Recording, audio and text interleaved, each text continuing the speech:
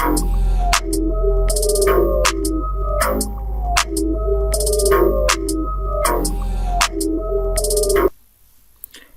वालेकुम, मैं उमर रमज़ान और आप देख रहे हैं YouTube channel math hub by MR.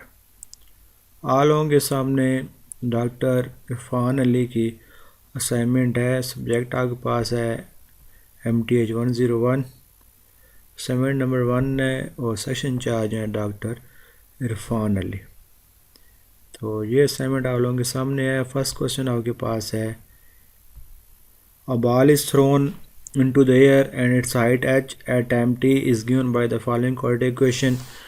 कोई बॉल हवा में फेंकी गई है और उसने जितनी भी हाइट अटेन की है वो उन्होंने एक क्वाड्रेटिक इक्वेशन की फॉर्म में दे दी है। ये आपके पास क्वाड्रेटिक इक्वेशन टी में है, टाइम में है, और ये एच फंक्शन है टी की फॉर्म में। तो हमने इसकी मैक्सिमम हाइट फाइंड करनी है कि बॉल किस टाइम पे जाकर मैक्सिमम हाइट अटेन करेगी। तो देखें सॉल्यूशन आपके सामने है। अगर आप अपनी इस इक्वेशन को क्वाड्रेटिक इक्वेशन की जनरल जो इक्वेशन होती है ax² + bx + c उससे आप कंपेयर करें तो आपके a की वैल्यू आपके पास -4.9 आ जाएगी, b की वैल्यू आपके पास 6 आ जाएगी, c ऐसे में ज़रूरत नहीं है, इसमें है नहीं, c = 0 आ जाएगा, उसकी में ज़रूरत नहीं है। तो ऐसी क्वाड्रेटिक इक्वेशन जिसका लीडिंग कोएफिशिएंट माइनस में हो, लीडिंग कोएफिशिएंट मीन जो आपके पास हाईएस्ट पावर होती है उसको जो कोएफिशिएंट होता है उसको हम लीडिंग कोएफिशिएंट कहते हैं। ये क्वाड्रेटिक इक्वेशन है, तो क्वाड्रेटिक इक्वेशन का लीडिंग कोएफिशिएंट वो होता है जो स्क्वायर के साथ का कोएफिशिएंट होता है। तो quadratic equation with leading negative coefficient it's gets the maximum value at. तो ऐसी क्वाड्रेटिक इक्वेशन जिसका लीडिंग कोएफिशिएंट माइनस हो तो उसकी मैक्सिमम वैल्यू किस पॉइंट पर होती है वो आपको फार्मूला गिवन है, t = -b/2 है। सो b और a की वैल्यू पुट कर दें, इसको थोड़ा सोल्व करेंगे तो आपके पास आंसर आ जाएगा t = 0.61। तो 0.61 सेकंड पर जाकर आपकी जो बॉल है वो मैक्सिमम हाइट अटेन करेगी। तो हम मैक्सिमम हाइट फाइंड भी कर लेते हैं। ये t की जो वैल्यू आई है ये आप गिवन इक्वेशन के अंदर पुट कर दें। यहाँ पर t था वहाँ पर 0.61 पुट कर दें। 0.61 का स्क्वायर लेकर इसको 4.9 से मल्टीप्लाई करेंगे तो ये आ जाएगा। 0.61 को 6 से मल्टीप्लाई करेंगे तो ये आ जाएगा। इन दोनों को सब्ट्रैक्ट करेंगे तो ये आपके पास मैक्सिमम हाइट आ जाएगी। सिंपल सा क्वेश्चन था। सेकंड आपके पास क्वेश्चन है, for the function graph in the figure find.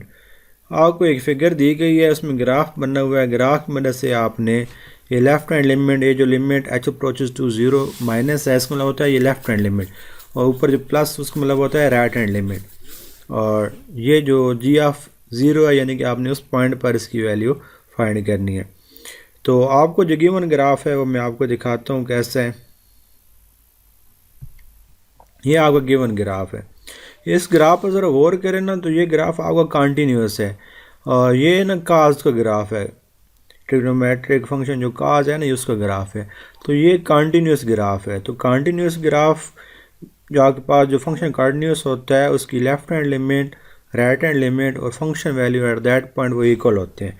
आपका कोई फंक्शन कॉन्टीन्यूस होते ही तब है जब उसकी left hand limit, right hand limit, ये जो आपकी लेफ्ट हैंड लिमिट है, नीचे वाली आपकी राइट हैंड लिमिट है, और ये function value at that point है, ये इक्वल होते हैं।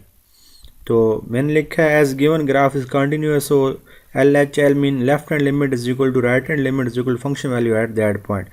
तो फंक्शन वैल्यू अगर हम इसकी देखें, ज़रा देखिएगा, ये फंक्शन वैल्यू यहाँ पर है कि यानी कि जब x 0 होगा, उसने 0 पर पूछा है, थर्ड पार्ट में g(0) पूछा है। तो जब आपके पास x 0 होगा तो देन आपकी जो फंक्शन की वैल्यू है वो 3 है।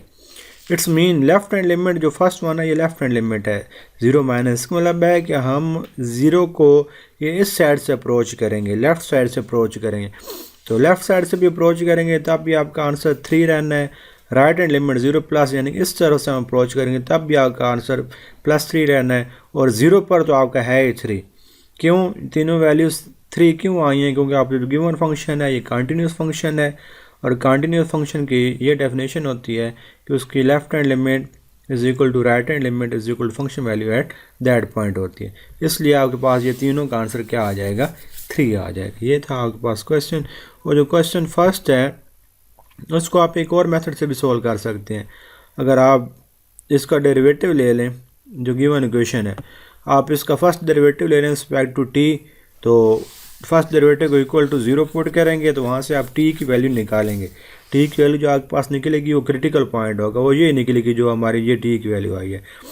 और फिर आपने चेक करना है कि अगर इस पर मैक्सिमम है या नहीं है, तो आप डबल डेरिवेटिव लें। डबल डेरिवेटिव पर अगर आपका डबल डेरिवेटिव जो है वो गिवन पॉइंट पर माइनस में आ जाता है तो इट्स मीन लेस देन 0 आ जाता है, इट्स मीन कि इस पॉइंट पर आपका जो फंक्शन होगा वो मैक्सिमम होगा। तो आप ये वाली वैल्यू फिर आप उसी क्वेश्चन के अंदर पुट कर देंगे गिवन क्वेश्चन के अंदर, तो आपके पास आंसर आ जाएगा। तो मुझे ज़रा ये आसान लगा था तो मैंने इससे कर दिया। अगर किसी को पेड असाइनमेंट चाहिए तो व्हाट्सएप पे मुझसे कांटेक्ट कर सकते हैं। डिस्क्रिप्शन के अंदर ग्रुप का लिंक मौजूद होगा, आप मेरा व्हाट्सएप ग्रुप भी ज्वाइन कर सकते हैं। वीडियो अच्छी लगी हो तो लाइक एंड सब्सक्राइब करना ना भूलें। Thank you. अल्लाह हाफिज़।